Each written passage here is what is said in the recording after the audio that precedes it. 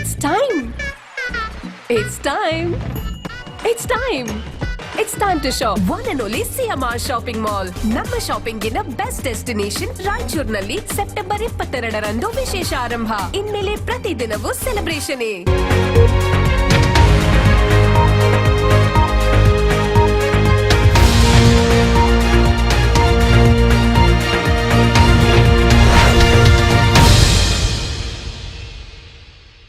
ನಮಸ್ಕಾರ ವೀಕ್ಷಕರೇ, ನನ್ನ ಮಾತೃಭೂಮಿ ವಾರ್ತೆಗಳಿಗೆ ಸ್ವಾಗತ. ನಾನು ಸಂತೋಷಿ ಸಜೋಳ್ಕರ್. ಮೊದಲಿಗೆ ಹೆಡ್ಲೈನ್ಸ್.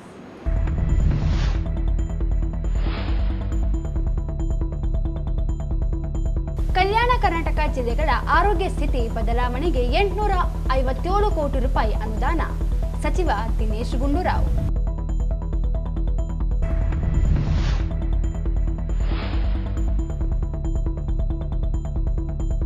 ಜಿಲ್ಲೆಯಲ್ಲಿ ಮಳೆ ಹಾನಿ ಸಮೀಕ್ಷೆ ಸೂಚನೆ. ಶೀಘ್ರದಲ್ಲಿ ಪದವಿ ಅತಿಥಿ ಉಪನ್ಯಾಸಕರ ನೇಮಕ ಪ್ರಕ್ರಿಯೆ. ಡಾಕ್ಟರ್ ಶರಣಪ್ರಕಾಶ್ ಪಾಟೀಲ್.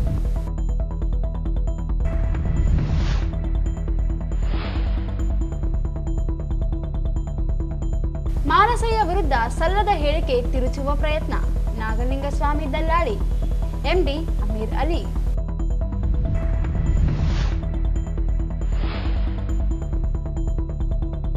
ವಿಶ್ವ ಪ್ರವಾಸೋದ್ಯಮ ದಿನ. ಪ್ರವಾಸೋದ್ಯಮ ಬೆಳವಣಿಗೆ ರಾಜಕೀಯ ಇಚ್ಛಾಶಕ್ತಿ ಅಗತ್ಯ. ಚೆನ್ನಾರೆಡ್ಡಿ.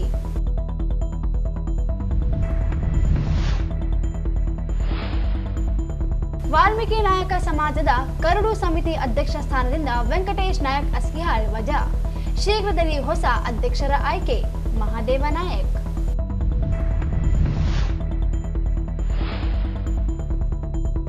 ಕಲ್ಯಾಣಿ ಕೇಂದ್ರೀಯ ಗಜಾನನ ಸಮಿತಿಯಿಂದ ಮುಂದಿನ ವರ್ಷ 54 ಕೆಜಿ ಬೆಳ್ಳಿ ಮೂರ್ತಿ ಪ್ರತಿಷ್ಠಾಪನೆ. ಶ್ರೀನಿವಾಸ್ ಪತಂಗೆ.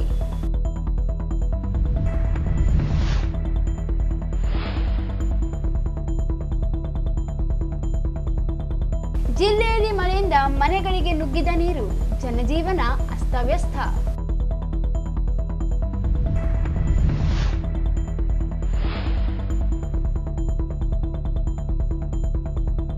ಸರ್ಕಾರಿ ಹೊರಗುತ್ತಿಗೆ ನೌಕರರ ವತಿಯಿಂದ ಕರ್ನಾಟಕ ಸರ್ಕಾರ ಮಹಿಳಾ ಆಯೋಗದ ಅಧ್ಯಕ್ಷರಿಗೆ ಮನವಿ. ವಾರ್ತೆಗಳ ವಿವರ. ಕಲ್ಯಾಣ ಕರ್ನಾಟಕ ಭಾಗದಲ್ಲಿ ಆರೋಗ್ಯ ಇಲಾಖೆ ಉತ್ತೇಜನಕ್ಕೆ 857 ಕೋಟಿ ರೂಪಾಯಿ ಅನುದಾನ ಮಂಜೂರು ಮಾಡಿ ಕಾಮಗಾರಿ ಪ್ರಾರಂಭವಾಗಿದೆ ಎಂದು ಆರೋಗ್ಯ ಮತ್ತು ಕುಟುಂಬ ಕಲ್ಯಾಣ ಇಲಾಖೆ ಸಚಿವ ದಿನೇಶ್ ಗುಂಡೂರಾವ್ ಹೇಳಿದರು. ಶನಿವಾರ ಸಿಂಧನೂರು ನಗರದ ಸರ್ಕ್ಯೂಟ್ ಹೌಸ್ನಲ್ಲಿ ಸುದ್ದಿಗಾರರೊಂದಿಗೆ ಮಾತನಾಡಿದರು. ಕಲ್ಯಾಣ ಕರ್ನಾಟಕ ಅಭಿವೃದ್ಧಿ ಮಂಡಳಿಯ 350 ಕೋಟಿ ರೂಪಾಯಿ ಸರ್ಕಾರದ 500 ಕೋಟಿ ರೂಪಾಯಿ ಅನುದಾನ ಈ ಭಾಗದ ಆರೋಗ್ಯ ಇಲಾಖೆಗೆ ಮಾಡಿದ್ದು ಇದೊಂದು ಐತಿಹಾಸಿಕ ಅನುದಾನವಾಗಿದೆ ಎಂದು ಹೇಳಿದರು. ಜಿಲ್ಲೆಯಲ್ಲಿ 8 ಪ್ರಾಥಮಿಕ ಆರೋಗ್ಯ, 3 ಸಮುದಾಯ ಆರೋಗ್ಯ ಕೇಂದ್ರ ಸ್ಥಾಪನೆ, ಲಿಂಗಸುಗೂರು ತಾಲೂಕಿಗೆ ಕ್ರಿಟಿಕಲ್ ಕೇರ್ ಆಸ್ಪತ್ರೆ ಮಂಜೂರು ಮಾಡಲಾಗಿದೆ. ರಾಯಚೂರು ಜಿಲ್ಲೆಗೆ ಒಟ್ಟು 16 ಹೊಸ ಕಟ್ಟಡ ನಿರ್ಮಾಣ ಮಾಡಲಾಗುತ್ತಿದೆ ಎಂದರು. ಜನಸಂಖ್ಯೆ ಆಧಾರ ಮತ್ತು ಎಷ್ಟು ಬೆಡ್ ಹಾಸಿಗೆಗಳಿದೆ ಅದೆಲ್ಲ ನೋಡಿಕೊಂಡು ಮಾಡುವಂಥದ್ದು. ಅದರಿಂದ ವೈಜ್ಞಾನಿಕವಾಗಿ ನೋಡಿದಾಗ ಅದು ಮಾಡಬೇಕಾಗಿ ಇನ್ನೂ ಹೆಚ್ಚು ಈಗ ಎಲ್ಲವನ್ನು ಕೂಡ ಒಂದೇ ಸಲ ಇನ್ನೆಲ್ಲಾದರೂ ಕೂಡ ಅಗತ್ಯತೆ ಇದ್ದರೆ ಖಂಡಿತ ಅದನ್ನು ಕೂಡ ಮುಂದಿನ ದಿವಸ ಪರಿಗಣಿಸ್ತೀವಿ. ಈಗ ಈ ಒಂದು ಕಾಮಗಾರಿಯನ್ನು ಎಲ್ಲ ಮುಕ್ತಾಯ ಮಾಡಿ ಬರುವ ವರ್ಷಕ್ಕೆ ಏನಾದರೂ ಉಳ್ಕೊಂಡಿದ್ರೆ ಅದನ್ನು ಆ ಸಂದರ್ಭದಲ್ಲಿ ತಗೊಳ್ತಕ್ಕಂಥದ್ದು ಸಾಧ್ಯ ಆಗ್ತದೆ. ನೋಡಿಯಪ್ಪ, ಈಗ ನಾವು ಎಲ್ಲ ಸ್ಟಡಿ ಮಾಡಿರುವಂಥದ್ದು ಇದರ ನಂತರ ಇನ್ನೂ ಅಗತ್ಯ ಇರುವಂಥದ್ದು ಇದ್ದರೆ ಖಂಡಿತ ಈಗ ಒಂದೇ ಕಾಲದಲ್ಲಿ ಎಲ್ಲ ಮಾಡೋಕ್ಕಾಗ್ತದ? ಆಗೋದಿಲ್ಲ ತಾನೇ. ಅದಕ್ಕೋಸ್ಕರ ಇನ್ನೇನಾದರೂ ಉಳ್ಕೊಂಡಿದ್ರೆ ಅದನ್ನು ಖಂಡಿತ ಬರೋ ವರ್ಷ ತಗೊಳ್ಳಲ್ಲ ಅಂತ ನಾನು ಹೇಳ್ತಾ ಇಲ್ಲ. ಹತ್ರ ಏನು ಮಾಹಿತಿ ನಿಖರವಾದ ಮಾಹಿತಿ ನಿಮಗೆಲ್ಲಿ ಸಿಕ್ಕಿದ್ದು ನನಗೆ ಗೊತ್ತಿಲ್ಲ. ಆದರೆ ನಾವು ಇವತ್ತು ನಕಲಿ ವೈದ್ಯರ ಮೇಲೆ ಅಲ್ಲಲ್ಲಿ ಕ್ರಮಗಳು ತೊಗೊಳ್ತಾ ಇದ್ದೀವಿ. ಯಾರು ಆ ಥರ ಮಾಡ್ತಾ ಇದ್ದಾರೆ ಅಂಥವ್ರ ಮೇಲೆ ಆ್ಯಕ್ಷನ್ ತೊಗೊಳ್ತಕ್ಕಂಥ ಕೆಲಸ ಕೂಡ ಮಾಡ್ತಾ ಇದ್ದೀವಿ.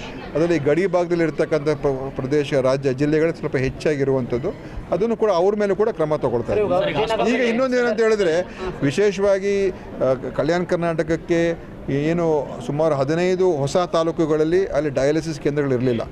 ಈಗ ನಾವು ಹಳೆ ತಾಲೂಕುಗಳಿಗೆ ಹೊಸದಾಗಿ KKRDBಯಿಂದ ಅವ್ರಿಗೆ ಹೊಸ ಡಯಾಲಿಸಿಸ್ ಮೆಷಿನ್ಗಳು ಕೊಡ್ತಾ ಇದ್ದಾರೆ. ಸುಮಾರು 60-65 ಮೆಷಿನ್ಗಳು ಕೊಡ್ತಾ ಇದ್ದಾರೆ. ಇನ್ನು ಉಳಿದಿರತಕ್ಕಂಥ 15 ತಾಲೂಕುಗಳಲ್ಲಿ ನಾವು ಹೊಸದಾಗಿ ಡಯಾಲಿಸಿಸ್ ಕೇಂದ್ರವನ್ನು ಸ್ಥಾಪನೆ ಮಾಡ್ತಕ್ಕಂಥ ನಮ್ಮ ಇಲಾಖೆಯಿಂದ ಮಾಡ್ತಾಯಿದ್ದೀವಿ. ಅದಕ್ಕೆ ಟೆಂಡರ್ ಕೂಡ, ಅದಕ್ಕೆ ಪ್ರೊಸೆಸ್ ಕೂಡ ನಡೆದಿದೆ. ಅತಿ ಶೀಘ್ರದಲ್ಲಿ ಉಳಿದಿರುವಂಥ 15 ಹೊಸ ತಾಲೂಕುಗಳಲ್ಲಿ ಡಯಾಲಿಸಿಸ್ ಕೇಂದ್ರಗಳು ಕೂಡ ಕೊಡ್ತಾ ಇದ್ದೀವಿ. ಯಾದಗಿರಿ ಸೇರಿ 7 ಜಿಲ್ಲೆಯಲ್ಲಿ ಆರೋಗ್ಯ ಆವಿಷ್ಕಾರ ಯೋಜನೆಗೆ ಸಿಎಂ ಚಾಲನೆ ನೀಡಿದ್ದು ಆರೋಗ್ಯ ಸುಧಾರಣೆಗೆ ಪ್ರಾಮಾಣಿಕ ಪ್ರಯತ್ನ ಮಾಡಲಾಗುವುದು ಎಂದರು. ಬಸವ ಕಲ್ಯಾಣ ಮತ್ತು ಸಿಂಧನೂರು ಆಸ್ಪತ್ರೆಯನ್ನು ಜಿಲ್ಲಾಸ್ಪತ್ರೆಯನ್ನಾಗಿ ಮೇಲ್ದರ್ಜೆಗೇರಿಸಿದ್ದು ಹೆಚ್ಚುವರಿ 100 ಹಾಸಿಗೆಗಳನ್ನು ನೀಡುವ ಮೂಲಕ ಎಂಆರ್ ಸಿಟಿ ಸ್ಕ್ಯಾನಿಂಗ್ ಸೇರಿ ಮೂಲಭೂತ ಸೌಕರ್ಯಗಳನ್ನು ಒದಗಿಸಲಾಗುವುದು ಎಂದರು. ಯಾವುದಕ್ಕೆ ಜಾಸ್ತಿ ಹಣ ತಗೊಳ್ತಾರೆ? ರಾಯಚೂರು ಜಿಲ್ಲೆ ಸಂಪೂರ್ಣವಾಗಿ ಯಾವುದಕ್ಕೆ ಜಾಸ್ತಿ ಹಣ ತಗೊಳ್ತಾ ಇದೆ? ಸೋಲಾರ್ ಸಿಸ್ಟಮ್ ನಾನು ಅದ್ರ ಬಗ್ಗೆ ಪರಿಶೀಲನೆ ಮಾಡ್ತೀನಿ. ಯಾಕಂದರೆ ನಾವು ದುಡ್ಡು ಖರ್ಚು ಮಾಡಿ ಹಾಕಿಲ್ಲ. ಅದು ಯಾರೋ ಒಂದು NGO ಅವರು ಬಂದು ಉಚಿತವಾಗಿ ನಮಗೆ ಆ ಸೋಲಾರ್ ವ್ಯವಸ್ಥೆಗಳನ್ನು ಮಾಡಿಸ್ಕೊಟ್ಟಿರುವಂಥದ್ದು. ನಮ್ಮ ಇಲಾಖೆಯಿಂದ ದುಡ್ಡು ಕೊಟ್ಟು ನಾವು ಸೋಲಾರ್ ವ್ಯವಸ್ಥೆಗಳು ಮಾಡಿಲ್ಲ. ಸೊ ಅದರ ಮೇಂಟೆನೆನ್ಸ್ ಏನಾದರೂ ಸಮಸ್ಯೆ ಇದ್ದರೆ ನಾನು ಅದ್ರ ಬಗ್ಗೆ ಗಮನ ಕೊಡ್ತೀನಿ. ಆ ಥರ ನೀವು ತಪ್ಪಾಗಿ ಅರ್ಥ ಮಾಡ್ಕೊಳ್ತಾ ಇದ್ದೀರಾ, ಆಯಿತಾ? ನಮ್ಮಲ್ಲಿ 14 ಕಡೆ ಮೆಡಿಕಲ್ ಕಾಲೇಜ್ಗಳಿದೆ. 22 ಅದರಲ್ಲಿ ಸುಮಾರು ನಮ್ಮ ವಶದಲ್ಲಿರುವಂಥ ಸುಮಾರು 19 ಜಿಲ್ಲಾ ಆಸ್ಪತ್ರೆಗಳು. ಉಳಿದಿರುವಂಥ ಜಿಲ್ಲಾ ಆಸ್ಪತ್ರೆಗಳು ಅವ್ರ ವಶದಲ್ಲಿದೆ. ನಾವೇನು ಮಾಡ್ತಾಯಿದ್ದೀವಿ, ಎಲ್ಲಿ ನಮ್ಮದೇ ಆದ ಜಿಲ್ಲಾ ಆಸ್ಪತ್ರೆಗಳಿಲ್ಲ ಅಲ್ಲಿ ಒಂದೊಂದಾಗಿ ಈ ಥರ ಆಸ್ಪತ್ರೆಗಳನ್ನು ಮೇಲ್ದರ್ಜೆಗೇರಿಸಿ ಅದನ್ನು ಜಿಲ್ಲಾ ಆಸ್ಪತ್ರೆ ಥರ ಮಾಡ್ತಾಯಿದ್ದೀವಿ. ಈಗ ಸಿಂಧನೂರು ಮಾಡಿದ್ದೀವಿ, ಬಸವ ಕಲ್ಯಾಣ ಮಾಡಿದ್ದೀವಿ, ಕೊಳ್ಳೇಗಾಲ ಮಾಡ್ತಾಯಿದ್ದೀವಿ. ಈ ಥರ ನಾವು ಬೇರೆ ಬೇರೆ ಕಡೆ ಅದನ್ನು ಮೇಲ್ದರ್ಜೆಗೇರಿಸುವಂಥ ಕೆಲಸ ಮಾಡ್ತಾಯಿದ್ದೀವಿ. ಈಗ ರಿಮ್ಸ್ ಆಸ್ಪತ್ರೆ ಇದೆ ಮತ್ತು ಒಪೇಕ್ ಆಸ್ಪತ್ರೆ ಕೂಡ ಅದನ್ನು ಅಭಿವೃದ್ಧಿ ಮಾಡ್ತಾ ಇದ್ದಾರೆ. 2 ದೊಡ್ಡ ಆಸ್ಪತ್ರೆಗಳಲ್ಲಾಗಿದೆ ಮತ್ತು ಬೇರೆ ಬೇರೆ ಹಲವಾರು ಅಲ್ಲಿ ನಮ್ಮ ಜಿಲ್ಲಾ ಆಸ್ಪತ್ರೆ ಅದನ್ನು ಖಾಲಿ ಮಾಡಿಲ್ಲ, ಅದು ಅವರ ಜೊತೆಯಲ್ಲಿದೆ. ಬಟ್ ಎಲ್ಲ ಸೇವೆಗಳಲ್ಲಿ ಇರ್ತದೆ. ಅದು ನಮ್ಮ ಒಂದು ವರ್ಷದಲ್ಲಿ ಇರ್ತಕ್ಕಂಥ ಆಸ್ಪತ್ರೆಗೆ ಸ್ಫೂರ್ತಿಯಾಗಿ ಇದನ್ನು ಜಿಲ್ಲಾ ಆಸ್ಪತ್ರೆಗೆ ಮೇಲ್ದರ್ಜೆಗೆ ಏರಿಸ್ತಾ ಇದ್ದೀವಿ. ಅದು ನಿರ್ವಹಣೆ ಸಮಸ್ಯೆ ಇರ್ಬೋದು. ಮೊಬೈಲ್ ಟಾರ್ಚ್ ಹಚ್ಚಿಬಿಟ್ಟು ಅಟ್ಟಿ ಚಿನ್ನದ ಗಣಿ ಒಂದು ಸರ್ಕಾರಿ ಆಸ್ಪತ್ರೆಯಲ್ಲಿ ಸೋಲಾರ್ ಇದೆ ಅಂತ ನೋಡಿ, ಸೋಲಾರ್ ಇದೆ ಅಂತ ಹೇಳಿದ ತಕ್ಷಣ ವಿದ್ಯುತ್ ಶಕ್ತಿ ಸರಬರಾಜು ಇಲ್ಲ ಅಂತ ಅಲ್ಲ. ಸೋಲಾರು ನಮ್ಮ ಇರುವಂಥ ವಿದ್ಯುತ್ ಶಕ್ತಿ ಅದನ್ನು ಕೂಡ ಅಡಿಷನಲ್ ಅಷ್ಟೇ, ಅದು ಅದರ ಮೇಲೇ ಡಿಪೆಂಡ್ ಆಗಿರೋದಿಲ್ಲ. ಅದಕ್ಕೋಸ್ಕರ ಎಲ್ಲಿ ಏನು ಅಂತ ನಾನು ಬೇಕಾದ್ರೆ ವಿಚಾರಿಸ್ತೀನಿ. ನೀವು ಇಡೀ ಸ್ಪೆಸಿಫಿಕ್ ಆಗಿ ಹೇಳಿದ್ರೆ ನಾನು ಅದ್ರ ಬಗ್ಗೆ ನೋಡ್ತೀನಿ. ಆದರೆ ಈ ಮೇಂಟೆನೆನ್ಸ್ ಸಮಸ್ಯೆ ಏನಾದ್ರು ಇದ್ರೆ ಸೋಲಾರ್ ನಾನು ಖಂಡಿತ ಅದ್ರ ಬಗ್ಗೆ ವಿಚಾರಣೆ ಮಾಡ್ತೀನಿ. ಸರ್, ವಿಜಯನಗರದಲ್ಲಿ ಏನೋ ಒಂದು 21 ವಿದ್ಯಾರ್ಥಿಗಳಿಗೆ ಮೆಡಿಕಲ್ ರಾಜ್ಯದಲ್ಲಿ 1800 MBBS ವೈದ್ಯರ ನೇಮಕ ಮಾಡಲಾಗಿದೆ. ರಾಜ್ಯದಲ್ಲಿ ವೈದ್ಯರ ಸಮಸ್ಯೆ ಇಲ್ಲ ಎಂದರು. ಈ ಸಂದರ್ಭದಲ್ಲಿ ಜಿಲ್ಲಾ ಉಸ್ತುವಾರಿ ಸಚಿವ ಡಾಕ್ಟರ್ ಶರಣಪ್ರಕಾಶ್ ಪಾಟೀಲ್, ಶಾಸಕ ಹಂಪನಗೌಡ ಬಾದರ್ರಿ ಇದ್ದರು. ಸರ್ಕಾರಿ ಪ್ರಥಮ ದರ್ಜೆ ಕಾಲೇಜುಗಳಿಗೆ ಶೀಘ್ರವೇ ಅತಿಥಿ ಉಪನ್ಯಾಸಕರ ನೇಮಕಾತಿ ಪ್ರಕ್ರಿಯೆ ಆರಂಭವಾಗಲಿದೆ ಎಂದು ಜಿಲ್ಲಾ ಉಸ್ತುವಾರಿ ವೈದ್ಯಕೀಯ ಶಿಕ್ಷಣ ಸಚಿವ ಡಾಕ್ಟರ್ ಶರಣಪ್ರಕಾಶ್ ಪಾಟೀಲ್ ಹೇಳಿದರು. ಶನಿವಾರ ಸಿಂಧನೂರು ನಗರದ ಸರ್ಕ್ಯೂಟ್ ಹೌಸ್ನಲ್ಲಿ ಮಾಧ್ಯಮಗಳೊಂದಿಗೆ ಮಾತನಾಡಿದರು. ಸೇವಾ ಪರಿಗಣನೆ ಸಂಬಂಧಿಸಿದಂತೆ ನೇಮಕಾತಿ ತಡವಾಗಿದೆ. ಅತಿಥಿ ಉಪನ್ಯಾಸಕರ ನೇಮಕಾತಿಯ ಬಗ್ಗೆ ಉನ್ನತ ಶಿಕ್ಷಣ ಇಲಾಖೆಯಿಂದ ವಿಶೇಷ ಸಭೆ ನಡೆಸಲಾಗಿದ್ದು ಕಾನೂನು ಸಚಿವರೊಂದಿಗೆ ಚರ್ಚಿಸಲಾಗಿದೆ. ಸರ್ಕಾರದಿಂದ ಕೂಡಲೇ ಅತಿಥಿ ಉಪನ್ಯಾಸಕರ ನೇಮಕಾತಿ ಮಾಡಿಕೊಳ್ಳಲು ಕ್ರಮ ಕೈಗೊಳ್ಳಲಾಗುವುದು ಎಂದರು. ರಾಜ್ಯದಲ್ಲಿ ಮಳೆ ಹಾನಿಯಾದ ಬಗ್ಗೆ ವರದಿ ಸಲ್ಲಿಸಲು ಮುಖ್ಯಮಂತ್ರಿಗಳು ಎಲ್ಲ ಜಿಲ್ಲಾಧಿಕಾರಿಗಳಿಗೆ ಸೂಚನೆ ನೀಡಿದ್ದು ರಾಯಚೂರಿನಲ್ಲಿಯೂ ಅತಿ ಹೆಚ್ಚು ಮಳೆಯಾಗಿದ್ದು ಈ ಬಗ್ಗೆಯೂ ಸರ್ಕಾರದ ಗಮನಕ್ಕಿದೆ. ಕೂಡಲೇ ಬೆಳೆ ಹಾನಿ ಸಮೀಕ್ಷೆ ನಡೆಸಿ ಸರ್ಕಾರಕ್ಕೆ ವರದಿ ಸಲ್ಲಿಸಲು ಜಿಲ್ಲಾಧಿಕಾರಿಗಳಿಗೆ ಸೂಚಿಸಲಾಗಿದೆ. ಮಳೆ ವಾತಾವರಣ ಸೆಪ್ಟೆಂಬರ್ 30ರವರೆಗೆ ಮುಂದುವರೆಯುವ ಬಗ್ಗೆ ಮಾಹಿತಿ ಇದ್ದು ಭತ್ತ ಹೊರತುಪಡಿಸಿ ತೊಗರಿ, ಸೂರ್ಯಕಾಂತಿ, ಸಜ್ಜೆ ಸೇರಿದಂತೆ ಎಲ್ಲ ಬೆಳೆಗಳು ಸತತ ಮಳೆಯಿಂದ ನೀರಿನಲ್ಲಿ ಇದ್ದು ಅವುಗಳ ರಕ್ಷಣೆಗೆ ಮುಂಜಾಗ್ರತಾ ಕ್ರಮಗಳನ್ನು ಕೈಗೊಂಡು ಬೆಳೆ ಉಳಿಸಲು ಕೃಷಿ ಇಲಾಖೆಗೆ ಸೂಚಿಸಲಾಗಿದೆ ಎಂದು ಹೇಳಿದರು. ಪಡಿತರ ಅಕ್ಕಿ ಅಕ್ರಮ ಸಾಗಾಣಿಕೆ ಮಾಡಿ ಕಾಳಸಂತೆಗೆ ಮಾರಾಟ ಮಾಡುವವರ ವಿರುದ್ಧ ಕಠಿಣ ಕ್ರಮ ಕೈಗೊಳ್ಳಲು ಜಿಲ್ಲಾಧಿಕಾರಿಗಳಿಗೆ, ಪೊಲೀಸ್ ವರಿಷ್ಠಾಧಿಕಾರಿಗಳಿಗೆ ಸೂಚನೆ ನೀಡಿದ್ದೇನೆ. ಯಾರು ಸಹ ಉಪವಾಸ ಮಲಗಬಾರದು ಎಂದು ಯೋಜನೆ ತಂದಿದ್ದು ಸಾರ್ವಜನಿಕರು ಸಹ ಯೋಜನೆಯ ದುರುಪಯೋಗ ಪಡಿಸಿಕೊಳ್ಳಬಾರದು ಎಂದು ಮನವಿ ಮಾಡಿದರು. ಸಿಂಧನೂರಿನ ತಾಲೂಕು ವ್ಯಾಪ್ತಿಯ 19 ಹಳ್ಳಿಗಳನ್ನು ಮಸ್ಕಿಗೆ ಸೇರ್ಪಡೆ ಬಗ್ಗೆ ಪ್ರತಿಕ್ರಿಯೆ ನೀಡಿದ ಅವರು, 2 ಶಾಸಕರು ಪತ್ರ ನೀಡಿದ್ದು ಆದರೆ ಅಂತಿಮ ನಿರ್ಧಾರ ಜನರದ್ದಾಗಿದೆ. ಸ್ಥಳೀಯ ಜನರ ಅಭಿಪ್ರಾಯ ಸಂಗ್ರಹಿಸಿ ಈ ಬಗ್ಗೆ ತೀರ್ಮಾನ ಮಾಡುತ್ತೇವೆ ಎಂದರು. ಮೆಡಿಕಲ್ ಸೀಟುಗಳ ಹಂಚಿಕೆಯಲ್ಲಿ ಯಾರಿಗೂ ತೊಂದರೆ ಆಗಿಲ್ಲ. ಸರ್ಕಾರಿ 400, ಖಾಸಗಿ 600 ಮೆಡಿಕಲ್ ಸೀಟುಗಳನ್ನು ಹಂಚಿಕೆ ಮಾಡಲಾಗಿದೆ ಎಂದು ಹೇಳಿದರು. ಈ ಸಂದರ್ಭದಲ್ಲಿ ಆರೋಗ್ಯ ಮತ್ತು ಕುಟುಂಬ ಕಲ್ಯಾಣ ಇಲಾಖೆ ಸಚಿವ ದಿನೇಶ್ ಗುಂಡೂರಾವ್, ಶಾಸಕ ಹಂಪನಗೌಡ ಬಾದರ್ರಿ ಇದ್ದರು. ಟಿಯುಸಿಐ ರಾಷ್ಟ್ರೀಯ ಕಾರ್ಯದರ್ಶಿ ಆರ್ ಮಾನಸಿಗೆ ವಿರುದ್ಧ ತುಂಗಭದ್ರಾ ನೀರಾವರಿ ಕಾರ್ಮಿಕ ಸಂಘದ ನಾಗಲಿಂಗಸ್ವಾಮಿ ನೀಡಿರುವ ಹೇಳಿಕೆ ನಿರ್ಧಾರ ಹಾಗೂ ದಲ್ಲಾಳಿ ಪ್ರವೃತ್ತಿಯಾಗಿದೆ ಎಂದು ಟಿಯುಸಿಐ ರಾಜ್ಯಾಧ್ಯಕ್ಷ ಎಂಡಿ ಅಮೀರ್ ಅಲಿ ತಿರುಗೇಟು ನೀಡಿದ್ದಾರೆ. ಅವರಿಂದು ಮಾಧ್ಯಮಗೋಷ್ಠಿ ಉದ್ದೇಶಿಸಿ ಮಾತನಾಡಿ, ಕಾರ್ಮಿಕ ಸಂಘಟನೆ ಬಿಟ್ಟು ಬಿಜೆಪಿ ಸೇರಿರುವ ಅವರು 16 ಕೋಟಿ ಕಾರ್ಮಿಕರ ಸಂಬಳ, ಪಿಎಫ್ ಹಣವನ್ನು ನುಂಗಿ ಹಾಕಿದ ಇಂಜಿನಿಯರ್ಗಳಾದ ವಿಜಯಲಕ್ಷ್ಮಿ ಹಾಗೂ ಸತ್ಯನಾರಾಯಣ ಶೆಟ್ಟಿ ಎಂಬುವವರ ಪರವಾಗಿ ಬಹುಪಾರಕ ಹಾಕುವ ಕೆಲಸ ಮಾಡುತ್ತಿದ್ದಾರೆ. ಅವರು ಕಟ್ಟಿರುವ ಕಾರ್ಮಿಕ ಸಂಘದಲ್ಲಿ 500 ಜನ ಸದಸ್ಯರಿಲ್ಲ, 50 ಜನ ಮಾತ್ರ ಇದ್ದಾರೆ. ಭ್ರಷ್ಟ ಅಧಿಕಾರಿಗಳ ಕುಮ್ಮಕ್ಕಿನಿಂದ ಹುಟ್ಟಿಕೊಂಡಿರುವ ಸಂಘ ಅದು. ತುಂಗಭದ್ರಾ ಹಂಗಾಮಿ ನೌಕರರ ಸಂಘವನ್ನು ವಿಭಜಿಸಿ ಗುಲಾಮಗಿರಿ ದಲ್ಲಾಳಿತನದಿಂದ ತನ್ನ ಅನುಕೂಲಕ್ಕಾಗಿ ಕಾರ್ಮಿಕ ವರ್ಗವನ್ನು ದಿಕ್ಕು ತಪ್ಪಿಸುವ ಕೆಲಸ ಮಾಡುತ್ತಿದ್ದಾರೆ. ಆರ್ ಮಾನಸಯ್ಯ ಇವರ ಹೇಳಿಕೆಯನ್ನು ತಿರುಚಿ ಮಹಿಳಾ ವಿರೋಧಿ ಎಂದು ಬೆಂಬಲಿಸಲು ಹೊರಟಿದ್ದಾರೆ. ಕಾರ್ಮಿಕ ಸಂಘಟನೆಯಲ್ಲಿ ಇದ್ದು ತತ್ವ ಸಿದ್ಧಾಂತಗಳ ವಿರುದ್ಧವಾಗಿ ಬಿಜೆಪಿಯನ್ನು ಬೆಂಬಲಿಸಿ ಕೆಲಸ ಮಾಡುತ್ತಿದ್ದಾರೆ. ಕಾರ್ಮಿಕ ಹೋರಾಟದ ಕುರಿತಂತೆ ಬಹಿರಂಗ ಚರ್ಚೆಗೆ ಬರಲಿ, ಸವಾಲು ಸ್ವೀಕರಿಸಿ ಚರ್ಚೆಗೆ ಬರಲಿ ಎಂದು ಆಹ್ವಾನಿಸಿದ್ದಾರೆ.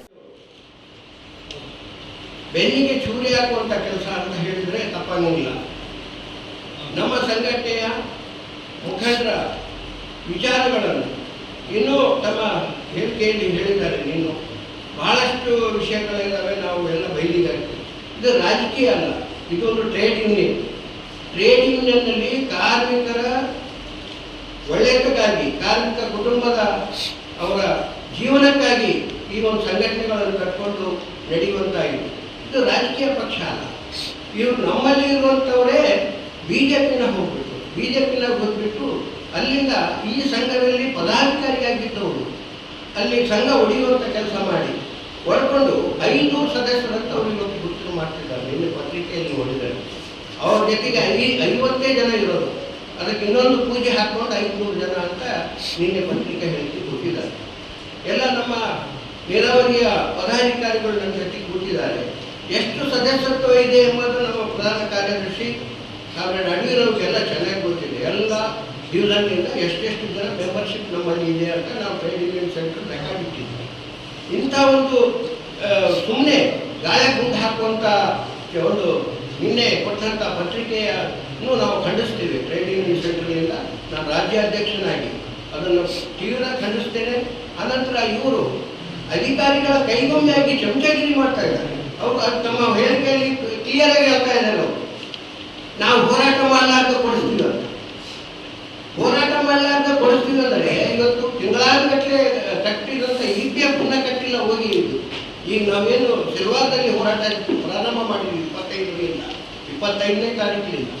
ಕಾನೂನುಬದ್ಧವಾದಂಥ ಬರುವಂಥ ಸವಲತ್ತುಗಳೇ ಕಾರ್ಮಿಕರಿಗೆ ಮುಗಿಸಲಾರ್ದಂಗೆ ಅವರು ನೋಡ್ಕೊಳ್ತಾ ಇದ್ದಾರೆ. ಮತ್ತು ಇವರೆಲ್ಲ ಕೊಡಿಸಿವಿ, 500 ಜನರು ನಮ್ಮ ಜೊತೆಗೆ ಇದ್ದಾರೆ. ಅಂದರೆ ಏನು ಮಾಡ್ತಾ ಇದ್ರಿ ಅಂದರೆ ಅಲ್ಲಿ ಇರುವಂಥ ಇಂಜಿನಿಯರ್ಗಳಿಗೆ, ಆಮೇಲೆ ಅವ್ರು ಯಾರ ವಿರುದ್ಧ ನಮ್ಮ ಹೋರಾಟ ಇದೆ ಅವ್ರ ಜೊತೆಗೆ ಕೈ ಕೂಡಿಸ್ಕೊಂಡು ಒಳಗೊಳಗೆ ಅವ್ರಿಂದ ದುಃಖವನ್ನು ಬಂದು ನಿನ್ನೆ ಪತ್ರಿಕಾ ಹೇಳಿಕೆಯನ್ನು ಕೊಡ್ತಾ ಇದ್ದಾರೆ. ಅವರು ಈ ಥರ ಟ್ರೇಡ್ ಯೂನಿಯನ್ನಲ್ಲಿ ಹೊಡೆದಾಕಿ ಒಂದು ರಾಜಕೀಯನ ಟ್ರೇಡ್ ಯೂನಿಯನ್ನಲ್ಲಿ ತರುವಂಥ ಮೂಲಕ ಈ ಕಾರ್ಮಿಕರನ್ನ ಇಲ್ಲಿ ಹಾಳು ಮಾಡ್ತಾ ಇದ್ದಾರೆ. ಆದ್ದರಿಂದ ನಾನು ಟ್ರೇಡ್ ಯೂನಿಯನ್ ಸೆಂಟ್ರಿನ ರಾಜ್ಯ ಸಮಿತಿಯಿಂದ ಈಗಾಗಲೇ ತಮಗೆ ಪತ್ರಿಕಾ ಹೇಳಿಕೆಯಲ್ಲಿ ಕೊಟ್ಟಿದ್ದೀವಿ. ಇದನ್ನು ಬಲವಾಗಿ ಖಂಡಿಸ್ತೇನೆ. ಇವತ್ತು ಈ ಸಂದರ್ಭದಲ್ಲಿ ಕಾರ್ಮಿಕ ಮುಖಂಡರಾದ ಜಿ ಅಡವಿರಾವ್, ರಮೇಶ್ ಕೊಟ್ನೇಕರ್, ರುಕ್ಕಪ್ಪ, ರಾಮಣ್ಣ ಪೋತ್ನಾಳ್, ಸಿದ್ದಪ್ಪ, ಮುದುಕಪ್ಪ ಇದ್ದರು.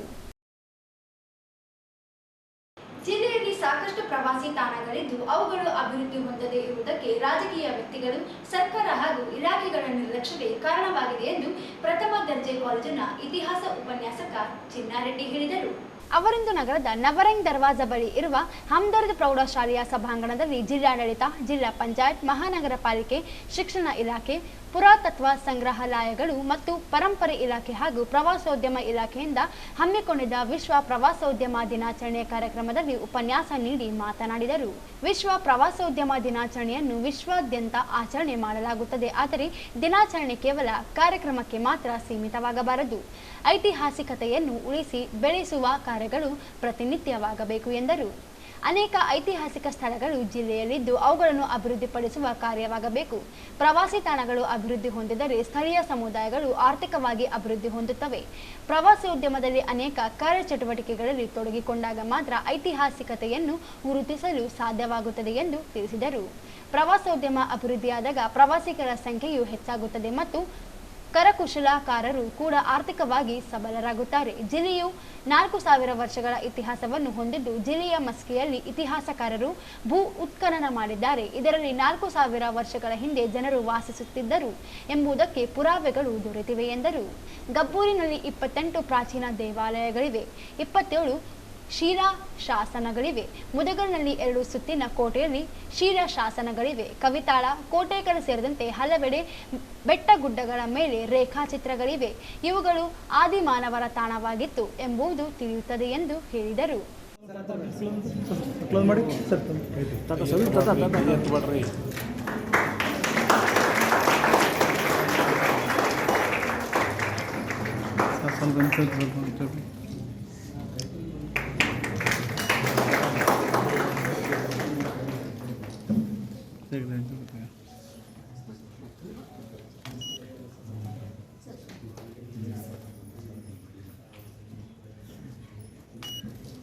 ಅಲ್ಲಿರ್ತಕ್ಕಂಥ ಸೌಲಭ್ಯಗಳನ್ನು ಮೇಲ್ದರ್ಜೆಗೆ ಏರಿಸ್ತಕ್ಕಂಥದ್ದು, ಈಗಿರ್ತಕ್ಕಂಥ ಸೌಲಭ್ಯಗಳಲ್ಲಿ ಯಾವುದನ್ನು ಅಡ್ವೆಂಚರಸ್ ಆಗಿ ಬಳಸಬೇಕು, ಯಾವುದನ್ನು ದಾರ್ಶನಿಕವಾಗಿ ಭಕ್ತಾದಿಗಳು ಬರ್ತಕ್ಕಂಥದ್ದನ್ನು ಬೆಳೆಸಬೇಕು, ಅಲ್ಲಿ ಬರ್ತಕ್ಕಂತಹ ಪ್ರವಾಸಿಗರಿಗೆ ಉಳಿದುಕೊಳ್ತಕ್ಕಂಥ ವ್ಯವಸ್ಥೆ, ಶೌಚಾಲಯದ ವ್ಯವಸ್ಥೆ, ಸ್ನಾನದ ವ್ಯವಸ್ಥೆ, ತಂಗಲು ಒಂದು ಡಾರ್ಮಿಟರಿ ವ್ಯವಸ್ಥೆ, ಈ ಎಲ್ಲ ವ್ಯವಸ್ಥೆಗಳನ್ನು ಮಾಡ್ತಕ್ಕಂಥದ್ದು ನಮ್ಮ ಪ್ರವಾಸೋದ್ಯಮ ಇಲಾಖೆಯ ಮೂಲ ಉದ್ದೇಶ. ಆ ಮೂಲ ಉದ್ದೇಶ ಹಾಗೂ ಇವತ್ತಿನ ಪ್ರವಾಸೋದ್ಯಮ ದಿನಾಚರಣೆಯ ನಮ್ಮ ಘೋಷವಾಕ್ಯನೇ ಹೇಳ್ತಿದೆ, tourism and sustainable transformation. Sustainable ಅಂತಕ್ಕಂಥ ವರ್ಡಲ್ಲೇ ಹೇಳ್ತಿದೆ ಸುಸ್ಥಿರ ಅಂತಕ್ಕಂಥದ್ದು ನೀವು ಕಾಲೇಜ್ ವಿದ್ಯಾರ್ಥಿಗಳು ತುಂಬ ಓದಿರ್ತೀರಿ, ತಿಳ್ಕೊಂಡಿರ್ತೀರಿ. ಅಂದರೆ ಈಗಿರ್ತಕ್ಕಂಥ ಸ್ಥಿರದೊಳಗೆ ಮುಂದಿನ ದಿನಮಾನಗಳಲ್ಲಿ ಈಗ ಮಾಡ್ತಕ್ಕಂತಹ ಅಭಿವೃದ್ಧಿ ಕೆಲಸಗಳು ಅದು ಶಾಶ್ವತವಾಗಿ ಕಂಟಿನ್ಯೂಯಸ್ ಆಗಿ ಇರಬೇಕು ಅಂತಕ್ಕಂಥದ್ದು ಸುಸ್ಥಿರ ಅಂತಕ್ಕಂಥ ಒಂದು ಶಬ್ದ ನಮಗೆ ತಿಳಿಸ್ಕೊಡ್ತದೆ.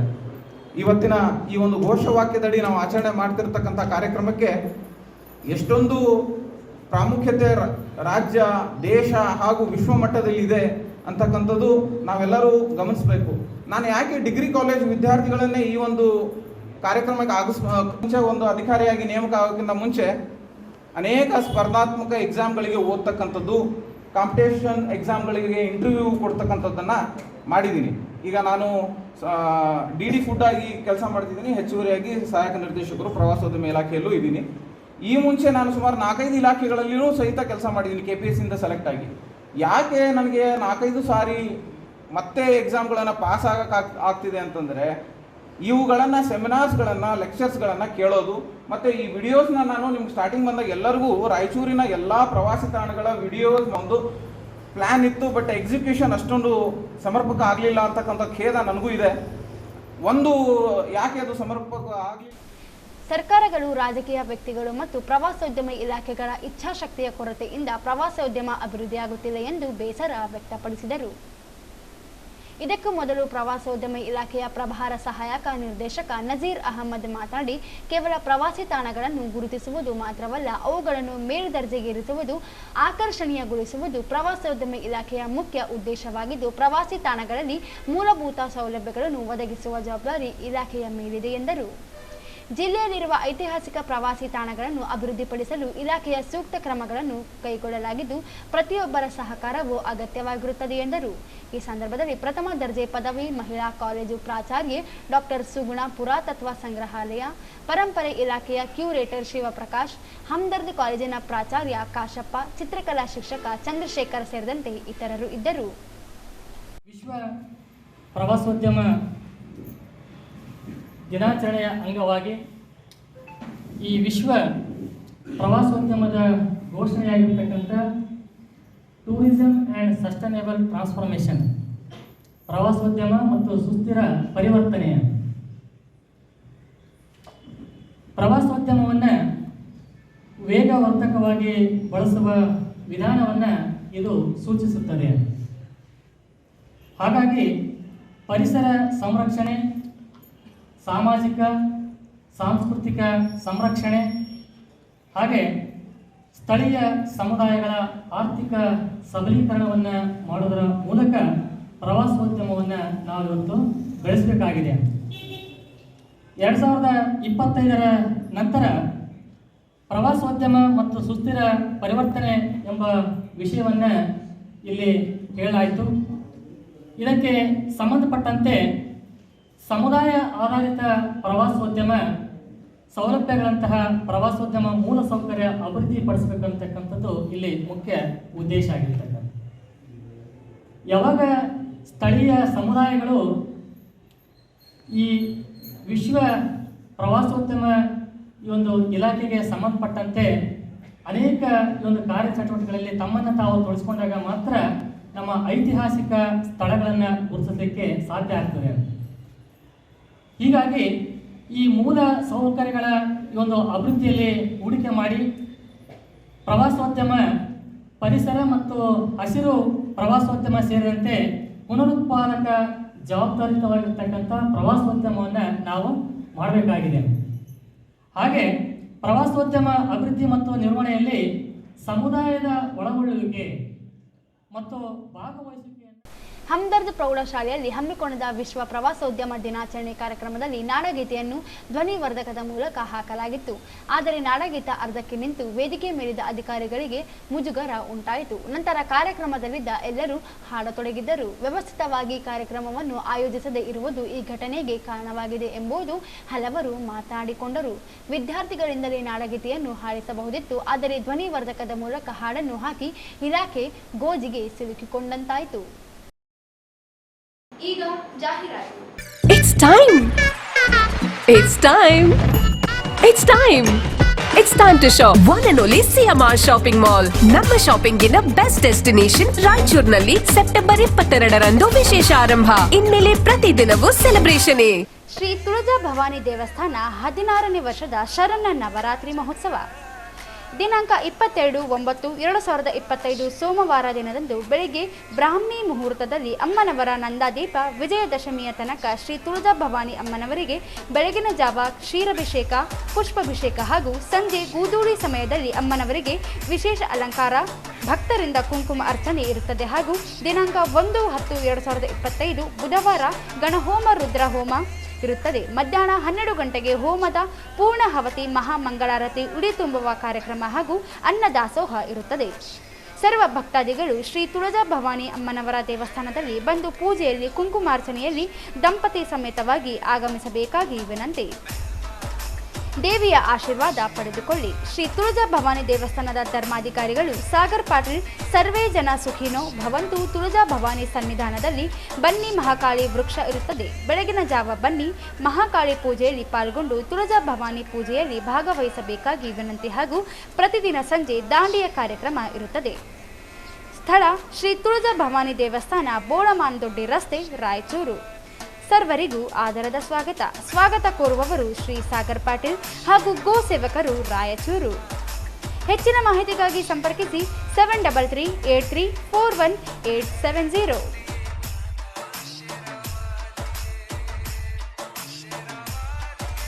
ಜಿಲ್ಲಾ ವಾಲ್ಮೀಕಿ ನಾಯಕ್ ಸಮಾಜದ ಕರಡು ಸಮಿತಿ ಅಧ್ಯಕ್ಷ ವೆಂಕಟೇಶ್ ನಾಯಕ್ ಅಸ್ಕಿಹಾಳ್ ಇವರನ್ನು ವಜಾಗೊಳಿಸಲಾಗಿದ್ದು, ಸ್ವಾಗತ ಸಮಿತಿ ರಚಿಸಿ ಶ್ರೀ ಮಹರ್ಷಿ ವಾಲ್ಮೀಕಿ ಜಯಂತಿ ಆಚರಣೆಗೆ ಸಮಾಜ ಮುಂದಾಗಬೇಕೆಂದು ಕರಡು ಸಮಿತಿ ಸದಸ್ಯ ಎಂ ಮಹಾದೇವ ನಾಯಕ್ ಹೇಳಿದರು. ಅವರಿಂದು ಮಾಧ್ಯಮಗೋಷ್ಠಿ ಉದ್ದೇಶಿಸಿ ಮಾತನಾಡಿ, ಕಳೆದ ಅನೇಕ ವರ್ಷಗಳಿಂದ ಸಮಾಜ ಅಧ್ಯಕ್ಷರಾಗಿದ್ದ ಶಿವಕುಮಾರ್ ನಾಯಕ್ ಕ್ರಿಯಾಶೀಲರಾಗಿ ಕೆಲಸ ಮಾಡದೇ ಇರುವುದರಿಂದ ಸಮಾಜದ ಜನರ ಸಮ್ಮುಖದಲ್ಲಿ ಕರಡು ಸಮಿತಿ ರಚಿಸಿ ವೆಂಕಟೇಶ್ ನಾಯಕ್ ಅಚ್ಗಿಹಾಳ್ ಇವರನ್ನು ಅಧ್ಯಕ್ಷರನ್ನಾಗಿ ನೇಮಿಸಲಾಗಿತ್ತು. ಆದರೆ ಅವರು ಸಮಾಜ ಸಂಘಟನೆಯನ್ನು ಎಲ್ಲರೊಂದಿಗೆ ಒಗ್ಗೂಡಿ ನಡೆಸದೆ ಏಕಪಕ್ಷೀಯವಾಗಿ ನಿರ್ಧಾರ ಕೈಗೊಳ್ಳುತ್ತಿದ್ದಾರೆ. ಪ್ರಶ್ನಿಸಿದವರ ವಿರುದ್ಧವೇ ಇಲ್ಲ ಸಲ್ಲದ ಮಾತುಗಳನ್ನಾಡುತ್ತಿದ್ದಾರೆ. ಸಮಾಜ, ಸರ್ಕಾರಿ ನೌಕರರು, ನಿವೃತ್ತ ನೌಕರರು, ವಕೀಲರ, ಜಿಲ್ಲೆಯ ಕಿರಿಯ ಸಮಾಜದ ಮುಖಂಡರೊಂದಿಗೆ ಚರ್ಚಿಸಿ ಕರಡು ಸಮಿತಿ ರಚಿಸಲಾಗಿದೆ. 3 ತಿಂಗಳ ಕಾಲಾವಧಿಗೆ ಮಾತ್ರ ನೇಮಿಸಿಕೊಳ್ಳಲಾಗಿದ್ದು, ಅವರು ನಡೆಯನ್ನು ಬದಲಿಸಿಕೊಳ್ಳದೇ ಇರುವುದರಿಂದ ಕರಡು ಸಮಿತಿ ಅಧ್ಯಕ್ಷ ಸ್ಥಾನದಿಂದ ವಜಾಗೊಳಿಸಲು ತೀರ್ಮಾನಿಸಲಾಗಿದೆ. ಕರಡು ಸಮಿತಿ ಸದಸ್ಯರ ಹೊಸ ಅಧ್ಯಕ್ಷ ಆಯ್ಕೆ ಮಾಡಬೇಕು. ವಾಲ್ಮೀಕಿ ಜಯಂತಿ ಯಶಸ್ವಿಗೆ ಸ್ವಾಗತ ಸಮಿತಿ ರಚಿಸಬೇಕು. ಕರಡು ಸಮಿತಿ ಅಧ್ಯಕ್ಷ ಎಂದು ಹೇಳಿಕೊಳ್ಳುವ ವೆಂಕಟೇಶ್ ನಾಯಕ್ ಅವರಿಗೆ ಯಾರು ಬೆಂಬಲಿಸಬಾರದು ಎಂದು ಸಮಾಜ ಮುಖಂಡರಲ್ಲಿ ಮನವಿ ಮಾಡಿದರು. ಕಳೆದ ಸುಮಾರು ವರ್ಷಗಳಿಂದ ರಾಯಚೂರು ಜಿಲ್ಲಾ ವಾಲ್ಮೀಕಿ ನಾಯಕ ಸಂಘದ ಅಧ್ಯಕ್ಷರಾಗಿ ಶ್ರೀ ಕೆ ಶಿವಕುಮಾರ್ ನಾಯಕರು ವಕೀಲರು ಕಾರ್ಯನಿರ್ವಹಿಸುತ್ತಿದ್ದರು. ಅವರು ಸಮಾಜದ ಚಟುವಟಿಕೆಗಳಲ್ಲಿ ಕ್ರಿಯಾಶೀಲರಾಗಿ ಕಾರ್ಯನಿರ್ವಹಿಸಿದ್ದ ಕಾರಣ ನಮ್ಮ ಸಮಾಜದ ಹಿತದೃಷ್ಟಿಯಿಂದ ನಮ್ಮ ಸಮಾಜದ ಹಿರಿಯ ಮುಖಂಡರನ್ನು ಒಂದೇ ವೇದಿಕೆ ಮೇಲೆ ಅವತ್ತು ಕರೆಸಿ ವಿಚಾರಿಸಿದಾಗ ಅಂದಿನ ಸಭೆಯಲ್ಲಿ ಎಲ್ಲ ಹಿರಿಯ ಮುಖಂಡರು, ಸಮಾಜದ ಹಿರಿಯ ಮುಖಂಡರು ಸೇರಿ ಅಡಾಪ್ಟ್ ಕಮಿಟಿ ಅಂತ ಹೇಳಿ ಒಂದು ಕರಡು ಸಮಿತಿಯನ್ನು ನೇಮಕಾತಿ ಮಾಡಿದರು. ಆ ಒಂದು ಸಮಿತಿಯಲ್ಲಿ ನಮ್ಮ ಅಸ್ಕಾಳ ವೆಂಕಟೇಶ್ ನಾಯಕ್ ಅವರನ್ನು ಅಧ್ಯಕ್ಷರನ್ನಾಗಿ ನೇಮಕಾತಿ ಮಾಡಲಾಯಿತು. ಉಳಿದವೆಲ್ಲ ನಮ್ಮೆಲ್ಲರನ್ನು ಸದಸ್ಯತ್ವರನ್ನಾಗಿ ಎಲ್ಲರ ಸಮಕ್ಷಮದಲ್ಲಿ ನೇಮಕ ಮಾಡಲಾಯಿತು. ಅದು ನಮ್ಮ ನೌಕರಿ ಸಂಘದ ಅಧ್ಯಕ್ಷರು ಹಾಗೂ ನಿವೃತ್ತಿಯಾಗಿರ್ತಕ್ಕಂಥ ಎಲ್ಲ ಅವರು ಅಧ್ಯಕ್ಷರು, ನಮ್ಮ ಸಮಾಜದ ಹಿರಿಯ ಮುಖಂಡರುಗಳು ಅವರ ಸಮಕ್ಷಮದಲ್ಲಿ ಒಂದು ಕರಡು ಸಂಸ್ಥೆಯನ್ನ ನೇಮಕ ಮಾಡಲಾಯಿತು. ತದನಂತರ ಬರ್ತಾ 3 ತಿಂಗಳ ಗಡುವು ನಮಗೆ ಕಾಲಾವಕಾಶ ನೀಡಿದರು. ಎಲ್ಲ ಹಳ್ಳಿಗಳಿಗೆ ತಿರುಗಾಡಿ ಸಂಘಟನೆಯನ್ನ, ನಮ್ಮ ಸಮಾಜದ ಸಂಘಟನೆಯನ್ನ ಬಲಪಡಿಸುವುದಕ್ಕಾಗಿ ನೀವೆಲ್ಲರೂ ಶ್ರಮಿಸಿ ಆಮೇಲೆ ಪೇರೆಂಟ್ಸ್ ಮಾಡನ್ನ ಮಾಡೋಣ ಅಂತ ಹೇಳಿ ನಮ್ಮ ಹಿರಿಯರು ಹೇಳಿದರು. ಆ ಒಂದು ಮಾತಿನ ಮೇರೆಗೆ ನಾವೆಲ್ಲರೂ ಬದ್ಧರಾಗಿ 2-3 ಹಳ್ಳಿಗೂ ಪ್ರಥಮವಾಗಿ ತಿರುಗಾಡಿದೆವು. ತದನಂತರ ನಮ್ಮ ಅಧ್ಯಕ್ಷರಾಗಿರ್ತಕ್ಕಂಥ ವೆಂಕಟೇಶ್ ನಾಯ್ಕರು ತಮ್ಮದೇ ಆದಂಥ ಹಾದಿಯಲ್ಲಿ ಏಕ ನಿರ್ಣಯ ತಗೊಂಡು ನಮ್ಮನ್ನೆಲ್ಲರನ್ನು ಬಿಟ್ಟು ಎಲ್ಲೆಲ್ಲಿ ಕಂಡವ್ರನ್ನ ಎಲ್ಲೆಲ್ಲಿ ಸಿಗ್ತಾರಂತವ್ರನ್ನ ಗಾಡಿ ಮೇಲೆ ಹಾಕೊಂಡು ಹೋಗಿ ಒಂದು ಸಮಾಜಕ್ಕೆ ಬಲ ತರುವಂತ ಕಾರ್ಯ ಮಾಡಲಿಲ್ಲ. ಅದಕ್ಕಾಗಿ ನಮಗೆ ಬಹಳ ನೋವಿಸಿತು. 2-3 ಸಲ ಕೇಳಿದಾಗ ನೀವು ಬಂದ್ರೇನು ಬಂದಿದ್ರೇನು, ನಾನು ಕಂಡಲ್ಲಿ ಗಾಡಿಯಲ್ಲಿ ತುಂಬಿಸ್ಕೊಂಡು ನಾನು ಕೆಲಸ ಮಾಡ್ಕೊಂಡು ಹೋಗ್ತೀನಿ, ಕಾರ್ಯಗಳಿಸ್ಕೊಂಡು ಹೋಗ್ತೀನಿ ಅಂತ ಹೇಳಿ ಅವರು ಹೇಳಿದ್ರು. ನೀವು ಮಾಡ್ತಕ್ಕಂಥದ್ದು ದಾರಿ ಸರಿಯಲ್ಲ, ಬೇಡ. ಇಲ್ಲಿವರೆಗೂ ಈ ಸಂದರ್ಭದಲ್ಲಿ ಕರಡು ಸಮಿತಿ ಸದಸ್ಯರುಗಳಾದ ರಂಗರಾಜ ನಾಯಕ್, ಎ ಗೋವಿಂದ ನಾಯಕ್, ಬಡೇಸಾಬ್ ಉಪ್ರಾಳ, ಜಿ ಗೋವಿಂದ ನಾಯಕ್ ಸೇರಿ ಅನೇಕರು ಇದ್ದರು. ನಗರದ ತೀನ್ ಕಂದೀರ್ ವೃತ್ತದಲ್ಲಿ ಕಳೆದ 46 ವರ್ಷಗಳಿಂದ ಗಣೇಶ ಮೂರ್ತಿ ಪ್ರತಿಷ್ಠಾಪನೆ ಮಾಡುವ ಮೂಲಕ ಗಣೇಶೋತ್ಸವವನ್ನು ಸಂಭ್ರಮದಿಂದ ಆಚರಿಸಲಾಗುತ್ತಿದೆ. ಈ ವರ್ಷವೂ ಅತಿ ವಿಜೃಂಭಣೆಯಿಂದ ಆಚರಿಸಲಾಗಿದೆ. ಮುಂದಿನ 50ನೇ ವರ್ಷಕ್ಕೆ 54 ಕೆಜಿ ಬೆಳ್ಳಿ ಗಣೇಶ ಮೂರ್ತಿ ಪ್ರತಿಷ್ಠಾಪನೆ ಮಾಡಲು ನಿರ್ಧರಿಸಲಾಗಿದೆ ಎಂದು ಕಲ್ಯಾಣ ಕೇಂದ್ರೀಯ ಗಜಾನನ ಸಮಿತಿಯ ಅಧ್ಯಕ್ಷ ಶ್ರೀನಿವಾಸ್ ಪತಂಗೆ ಹೇಳಿದರು. ಅವರಿಂದು ಮಾಧ್ಯಮಗೋಷ್ಠಿಯನ್ನು ಉದ್ದೇಶಿಸಿ ಮಾತನಾಡಿ, ಕಲ್ಯಾಣ ಕೇಂದ್ರೀಯ ಗಜಾನನ ಸಮಿತಿಯು 46 ವರ್ಷಗಳಿಂದ ನಗರದ ತೀನ್ ಕಂದೀರ್ ಬಳಿ ಇರುವ ಕಲ್ಯಾಣಿ ಹತ್ತಿರ ಗಣೇಶನನ್ನು ಪ್ರತಿಷ್ಠಾಪನೆ ಮಾಡಿ ಸಂಭ್ರಮದಿಂದ ಗಣೇಶೋತ್ಸವ ಆಚರಣೆ ಮಾಡುತ್ತಿದ್ದೇವೆ ಎಂದರು. ತೀನ್ ಕಂದೀರ್ನಲ್ಲಿ ಗಣೇಶ ಪ್ರತಿಷ್ಠಾಪನೆಗೆ ಪ್ರತಿಯೊಬ್ಬರು ಮೆಚ್ಚುಗೆ ವ್ಯಕ್ತಪಡಿಸಿದ್ದಾರೆ. ಸಮಿತಿಯು 50 ವರ್ಷಗಳು ತುಂಬುವ ವೇಳೆಗೆ 54 ಕೆಜಿ ಬೆಳ್ಳಿ ಗಣೇಶನನ್ನು ಪ್ರತಿಷ್ಠಾಪಿಸಲು ನಿರ್ಧರಿಸಲಾಗುತ್ತಿದ್ದು, ಇದಕ್ಕೆ ನಗರದಲ್ಲಿರುವ ಪ್ರತಿಯೊಬ್ಬ ನಾಗರಿಕರು ಸಹಕರಿಸಬೇಕು ಎಂದು ತಿಳಿಸಿದರು. ಸತತವಾಗಿ 46ನೇ ವರ್ಷಗಳಿಂದ ಗಣೇಶವನ್ನು ಪ್ರತಿಷ್ಠಾಪಿಸಿ ಉತ್ಸವ ಆಚರಿಸಲಾಗಿದೆ. ಈ ಅವಧಿಯಲ್ಲಿ ಯಾವುದೇ ಅಹಿತಕರ ಘಟನೆ ಸಂಭವಿಸದೆ ಶಾಂತಿಯುತವಾಗಿ ಕಾರ್ಯಕ್ರಮ ನೆರವೇರಿಸಲು ಸಹಕರಿಸಿದ ರಾಯಚೂರು ಮಂತ್ರಿಗಳು NS ಬೋಸರಾಜ್ ಅವರು, ಸಂಸದರು ಕುಮಾರ್ ನಾಯ್ಕರು, ಮಹಾನಗರ ಪಾಲಿಕೆ ಅಧ್ಯಕ್ಷರು ಮತ್ತು ಎಲ್ಲ ಸದಸ್ಯರು, ಅಧಿಕಾರಿಗಳು, ಸಿಬ್ಬಂದಿ ಹಾಗೂ ಜಿಲ್ಲಾಡಳಿತ ಅಧಿಕಾರಿಗಳು, ಸಿಬ್ಬಂದಿ, ಜಿಲ್ಲಾ ಪೊಲೀಸ್ ಇಲಾಖೆ ಹಿರಿಯ ಅಧಿಕಾರಿಗಳ SP, ASP, DSP ಸೇರಿದಂತೆ ಎಲ್ಲ ಪೊಲೀಸ್ ಅಧಿಕಾರಿಗಳಿಗೆ ಹಾಗೆ ಎಲ್ಲ ಠಾಣೆಗಳು ಸೇರಿದಂತೆ ಸಿಬ್ಬಂದಿಗಳು, ಹೋಮ್ ಗಾರ್ಡ್ಗಳಿಗೆ ಮನಪೂರ್ವಕ ಧನ್ಯವಾದಗಳನ್ನು ಅರ್ಪಿಸುತ್ತೇವೆ. ರಾಯಚೂರು ಸಮಸ್ತ ಗಜಾನನ ಯುವಕ ಮಂಡಳಿ ಪದಾಧಿಕಾರಿಗಳು ಹಾಗೂ ಜಿಲ್ಲೆಯ ಸಮಸ್ತ ದೈವ ಭಕ್ತರಿಗೆ ಸಮಿತಿ ಪರವಾಗಿ ಅಪೂರ್ವವಾಗಿ ಧನ್ಯವಾದಗಳು ಸಲ್ಲಿಸುತ್ತೇವೆ. 9 ದಿನ ಅವಧಿಯ ರಾತ್ರಿ ಹಗಲು ಗಡಿಯದ ಸಾರ್ವಜನಿಕ ಸುರಕ್ಷತೆಗಾಗಿ ಕಾರ್ಯನಿರ್ವಹಿಸಿದ ವಿದ್ಯುತ್ ಇಲಾಖೆ, ಅಗ್ನಿಶಾಮಕ ದಳ, ಆರೋಗ್ಯ ಇಲಾಖೆ ಹಾಗೂ ಇತರ ಇಲಾಖೆ ಅಧಿಕಾರಿಗಳು, ಸಿಬ್ಬಂದಿ ಯಾವುದೇ ಅಡಚಣೆ ಉಂಟಾಗದಂತೆ ಕಾರ್ಯನಿರ್ವಹಿಸಿದ ಅವರಿಗೆಲ್ಲ ಹೃದಯಪೂರ್ವಕ ಧನ್ಯವಾದಗಳು.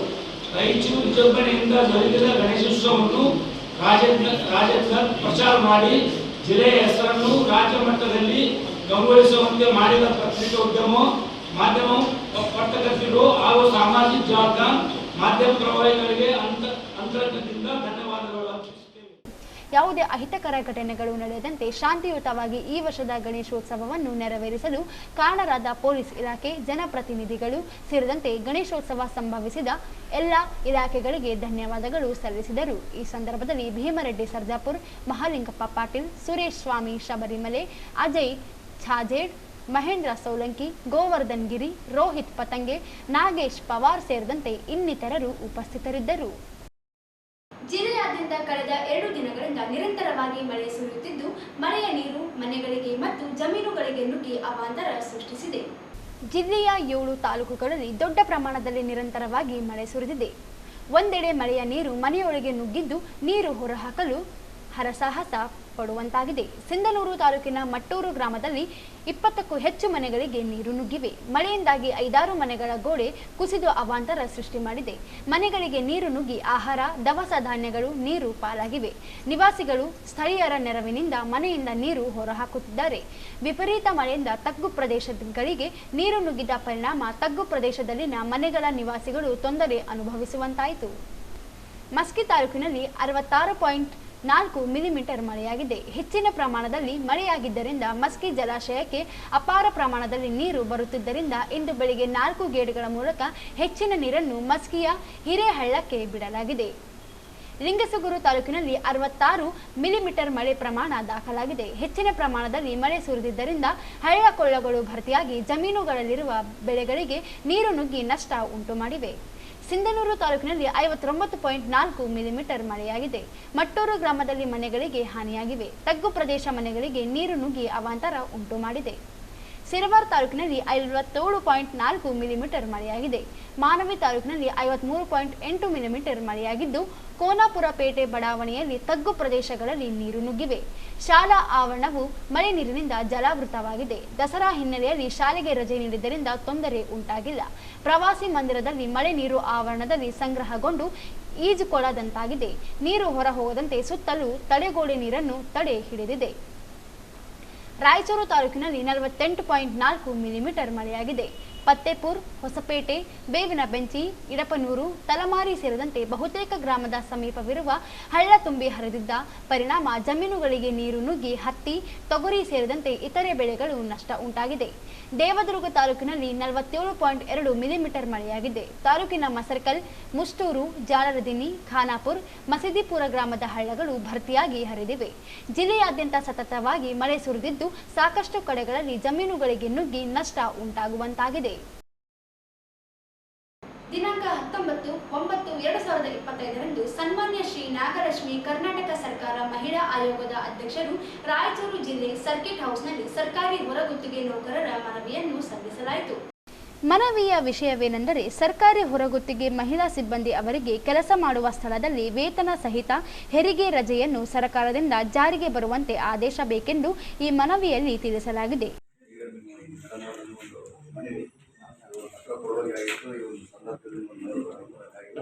ಈಗಾಗಲೇ ನಮ್ಮ ರಾಜ್ಯಾಧ್ಯಕ್ಷರು ತಮ್ಮ ಭೇಟಿಯಾಗಿ ಮನವಿ ಪತ್ರ ಕೊಟ್ಟಿದ್ದಾರೆ.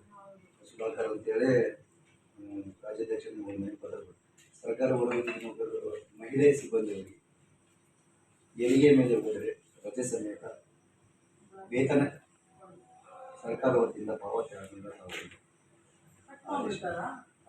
ಅದು ಕಟ್ ಮಾಡ್ತಾರೆ. ನಾವು ಮತ್ತೆ ಬಂದರೆ ತಗೋಬಹುದೇನೋ ಹೊರತು ಅವ್ರ ಕೆಲಸದೂ ತಗೊಳ್ಳೋಲ್ಲ. ಮತ್ತು ಇನ್ನೂ ಒಂದು ಏನಂತಂದ್ರೆ ಸಂಬಳನೂ ಇರೋಲ್ಲ. ಈ ಥರ ಒಂದು ಒಳಪಟ್ಟರೆ ಸೂಚನೆ ಒಳಪಟ್ಟಿದ್ದಾರೆ. ಇದ್ರ ಬಗ್ಗೆ ತಮ್ಮ ಗಮನಕ್ಕೂ ಬಂದಿದೆ. ಸರ್ಕಾರಿ ಹೊರಗುತ್ತಿಗೆ ನೌಕರ ಸಂಘದ ಜಿಲ್ಲಾಧ್ಯಕ್ಷರಾದ ಶ್ರೀ ರಾಜಶೇಖರ್ ಹಾಗೂ ಪದಾಧಿಕಾರಿಗಳಾದ ಶ್ರೀ ವೀರೇಶ್, ಸುಬನ್ ಬಾಷಾ, ರಾಜಶೇಖರ್ ಇದ್ದರು. ಕೊನೆಯಲ್ಲಿ ಮತ್ತೊಮ್ಮೆ ಹೆಡ್ಲೈನ್ಸ್.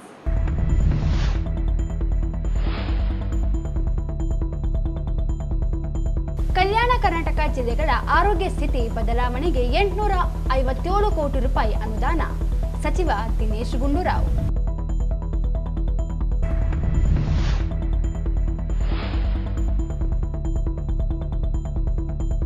ಜಿಲ್ಲೆಯಲ್ಲಿ ಮಳೆ ಹಾನಿ ಸಮೀಕ್ಷೆ ಸೂಚನೆ, ಶೀಘ್ರದಲ್ಲಿ ಪದವಿ ಅತಿಥಿ ಉಪನ್ಯಾಸಕರ ನೇಮಕ ಪ್ರಕ್ರಿಯೆ, ಡಾಕ್ಟರ್ ಶರಣಪ್ರಕಾಶ್ ಪಾಟೀಲ್.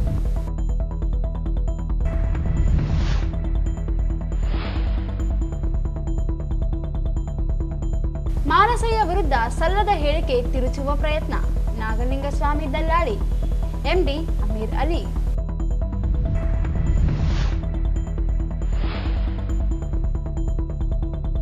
ವಿಶ್ವ ಪ್ರವಾಸೋದ್ಯಮ ದಿನ, ಪ್ರವಾಸೋದ್ಯಮ ಬೆಳವಣಿಗೆ ರಾಜಕೀಯ ಇಚ್ಛಾಶಕ್ತಿ ಅಗತ್ಯ, ಚೆನ್ನಾರೆಡ್ಡಿ.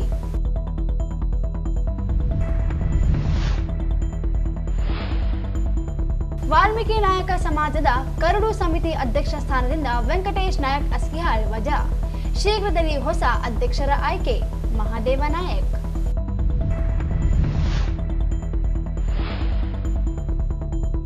ಕಲ್ಯಾಣಿ ಕೇಂದ್ರೀಯ ಗಜಾನನ ಸಮಿತಿಯಿಂದ ಮುಂದಿನ ವರ್ಷ 54 ಕೆಜಿ ಬೆಳ್ಳಿ ಮೂರ್ತಿ ಪ್ರತಿಷ್ಠಾಪನೆ ಶ್ರೀನಿವಾಸ್ ಪತಂಗೆ.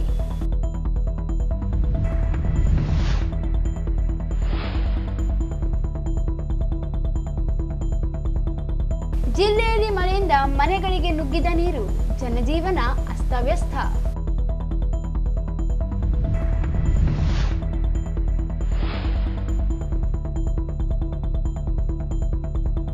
ಸರ್ಕಾರಿ ಹೊರಗುತ್ತಿಗೆ ನೌಕರರ ವತಿಯಿಂದ ಕರ್ನಾಟಕ ಸರ್ಕಾರ ಮಹಿಳಾ ಆಯೋಗದ ಅಧ್ಯಕ್ಷರಿಗೆ ಮನವಿ.